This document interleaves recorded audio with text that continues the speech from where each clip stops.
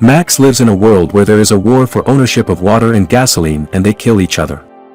He was a policeman, he lost his wife and child, and since then nothing is important to him except survival. He constantly hears whispers from his son asking him to help and reminding him that he had promised to help them. Max escapes from both the living and the dead. Max is hunted by the half-souls. They take him to the main headquarters and tattoo his physical characteristics on his back because from now, he is going to be a blood bag for the half-souls. When they want to tattoo the symbol of their leader, he tries to escape by pushing back those who are next to him, and exactly when he hangs the door to get out, he sees his daughter's picture again, and this makes them close to him, but he runs away again until he reaches the door of the outside. But it's so high that it's considered an abyss. He tries to get out of there by hanging from a hook, but there is no way to escape. The half-souls take him. Immortan Joe is the boss of the place where Max is captured. He has built a palace and a horrible stone factory that provides the first needs for his people, women who a milkmaid is connected to their breasts, women who are supposed only to bring children to Immortan Joe, and a large number of the half-souls who have been instilled with the belief that they should sacrifice their lives to Immortan Joe to go to Valhalla and live again.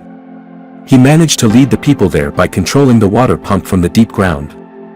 Furiosa, a girl with very short hair who lost one of her arms, one of the commanders of Immortan Joe, is going to take water, fuel and mother's milk to the city by driving the war machine and bring cartridges from the cartridge box. She gets on the big war machine and moves. After passing a path, she decides to change her path and go east. Her half-soul companions ask the reason for this, but Furiosa doesn't answer them. One of Immortan Joe's children, who has a disability, but is actually observing all the events with a powerful camera in his possession, notices that Furiosa has changed her path and informs Immortan Joe about this. He gets angry and goes to his wall chest that is actually a room for wives who get pregnant from him and give birth to him. He doesn't find them there, he threatens the nanny and the nurse and finds out that they asked Furiosa to take them to the Green Land in the east. And Furiosa takes Immortan Joe's wives with her to the Green Land. Immortan Joe summons all his military forces and takes all the half-souls they can come to stop Furiosa. One of these half-souls needs blood and his blood bag is Max. He is very interested in sacrificing his life on his way to Valhalla, and takes his blood bag with him and ties it to the front of his car, and he is ready to accompany Immortan Joe even with these conditions. Immortan Joe's army signals to the army city in cartridge box on the way to help them recapture the baby bringers.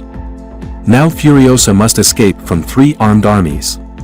While she is passing at full speed, she faces the scavengers. Scavengers are a group that attack any machine that enters their area and loot their property. This attack causes Furiosa to slow down and Immortan Joe's army and especially the half-soul along with Max will reach them. At first, they get rid of scavengers, and when the people with Furiosa find out that Furiosa has taken Immortan Joe's baby bringers with her and their route is somewhere else, they try to stop her, but the terrible storm and tornado is in front of them, and Furiosa goes into it and causes a distance between them. But the half-soul goes into the storm with Max so that he can stop Furiosa's movement with the intention of good service. A few other machines that entered were broken in the thick storm and destroyed one by the blow that Furiosa gave them with the war machine. In order to stop the war machine and Furiosa, the half-soul opens the fuel valve, which fills the machine with gasoline and wants to stop Furiosa's movement by blowing up the machine and herself, but at the last moment, Max, who had been taken to back of the machine by the spearman and managed to free himself a little by throwing him out. Although his muzzle is connected to the hand of the half-soul with a chain and blood is taken from him at the same time for the half-soul, he stops the half-soul and this makes the war machine hits them from behind and the machine loses its balance and overturns. After some time has passed, when the sandstorm subsides, Max rises from under the sand. He pulls out the needle that was attached to his body to get the blood, and follows the chain until he reaches the half-soul's hand. He tries to get rid of it, but it's stronger than this word.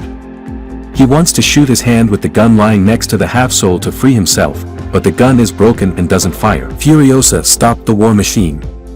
She and the baby bringers are washing their faces and bodies with the water they had, when Max arrives with the half-soul, who is unconscious and carrying him on his shoulders. Taking a weapon towards them, Max first asks them for water and then wants to cut the chain attached to him with the pliers that they had cut their metal shorts with, but at the moment when he is distracted, Furiosa attacks him and fights with him. She takes the weapon from him and shoots at herself when she realizes that the gun is broken. In the meantime, the half-soul also regains consciousness and enters into the conflict. In the end, it's Max who wins over Furiosa. The half-soul, who finds himself one step closer to victory because he was able to stop Furiosa and the baby bringer women, cuts Max's chain. Immortan Joe's army and his companions can be seen from a distance. This incident makes the half-soul happy that he can show himself to his master. But Max knocks him to the ground with a blow, and although one of the baby bringer women says that she wants to go to the Green Land and many mothers, Max stops her by shooting near her foot, and he gets into the war machine and moves regardless of what trouble is going to happen to them. Furiosa, who knows that the war machine can't continue moving due to having a hidden switch, takes the baby bringer women with her and reaches Max, who has stopped the machine, and considering that it must be her for the machine to move, and promises that she helps the muzzle on his face to open, and, considering the shot he had on the leg of one of the baby bringer women of Immortan Joe, they probably won't let him go. He agrees to get in the machine. Furiosa gets behind the wheel and gives Max a file to open the muzzle. The baby bringer women get into and move. From that side, the half-soul, who got up, reaches the machine and gets into it without Furiosa and Max noticing. Max puts all the weapons inside the machine room in a bag so Furiosa can't shoot him suddenly.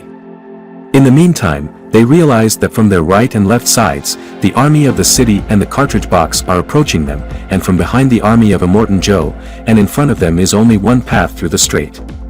At first, Max is against that route, but according to the conditions and what Furiosa tells him that she had coordinated with the bandits there before, they go that way.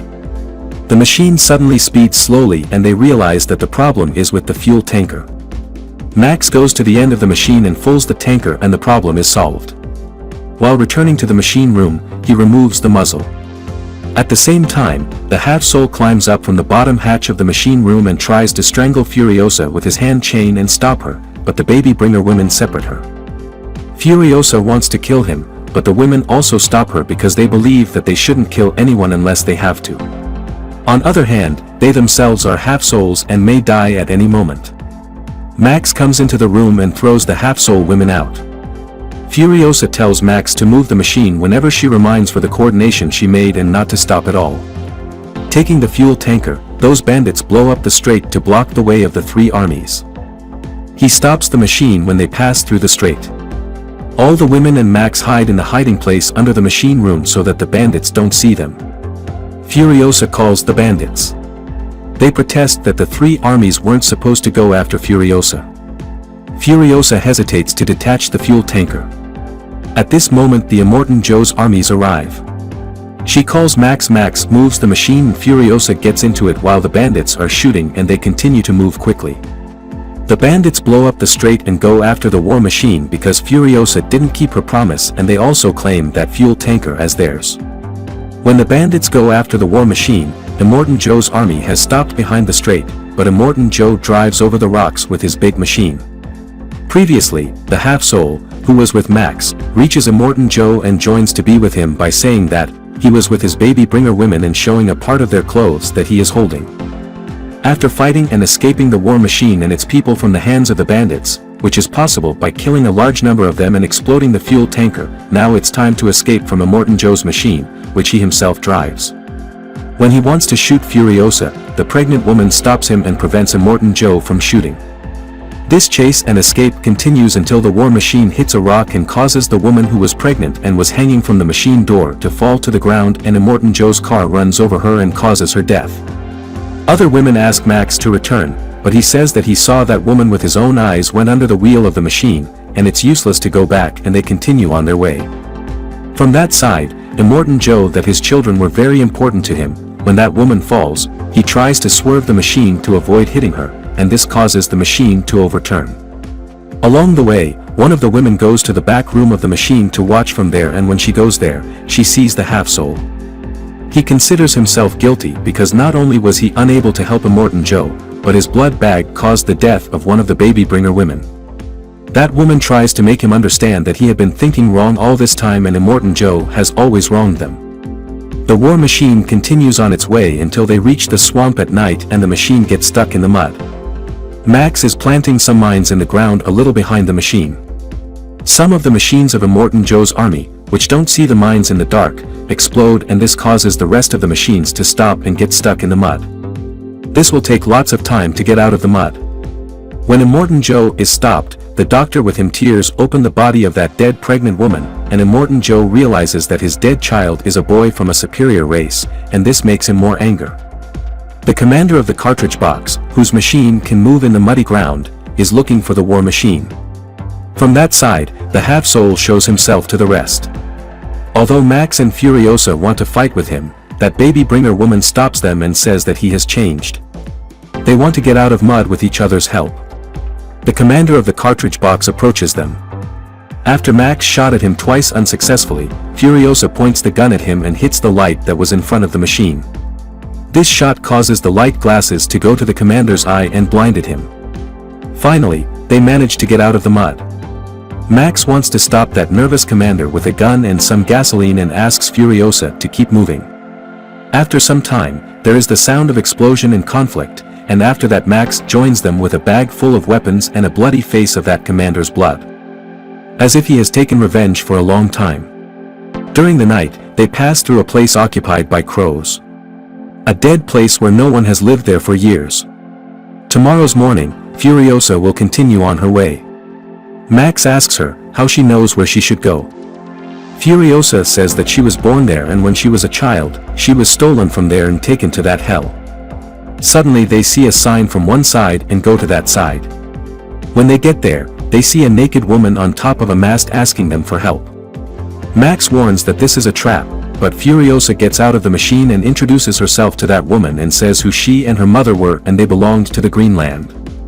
This talk makes that woman give a sign. This sign causes other women, some of whom are very old, to come there on motorbikes. That woman assures them that Furiosa is one of them. Those women who are against the presence of men, show offense to Max and Half-Soul, and Furiosa tells them that they have helped us. They ask them about the Greenland and they say that it has been destroyed for years and the same land they saw last night that was occupied by crows was actually the Greenland. This word causes Furiosa's disappointment and defeat. She decides and tells Max that she wants to fill the engines with the fuel of the war machine and start moving to a destination that she doesn't know where. She suggests him to come with them, but Max doesn't accept and wants to go his own way. An old woman shows one of the baby bringer women a bag full of plant seeds and is waiting to find a place to plant them. The next day, when Furiosa and the others are walking away from Max, Max has an idea and reaches out to them. He tells them that, in order to form an ideal life, the Citadel is free of protective forces is the best time to go back there because there is water and soil to start life and they just need to take control of it. This suggestion gets their attention. In the following, Max says that in order to arrive on time, they must return exactly the same way they came, and even they might take the risk of facing Immortan Joe's army, they can block their movement by crossing the strait. This thought was agreed by all. They got on the war machine again and moved towards the Citadel. When they pass by Immortan Joe's army, they notice and follow them. The fighting becomes intense and a large number of Immortan Joe's army were killed by Max, Furiosa, and the mothers. Most of the mothers are also killed. Furiosa is also seriously injured. In the meantime, the commander of the Fuel City was killed and Immortan Joe was killed by Furiosa. All the people get into Immortan Joe's machine, except the Half-Soul. He overturns the machine at the strait to cause an accident and the subsequent explosion will block the rest of the army's path. Near the Citadel, Furiosa's condition is critical. Max keeps her alive by creating a hole in her body and tries to stabilize her by connecting his own blood to her. When they arrive at the house, they weren't allowed in at first, but when they come across Immortan Joe's corpse, they lower the elevator and Furiosa and the women climb up, the water opens to all the people, and Max hides himself in the middle of the crowd and leaves.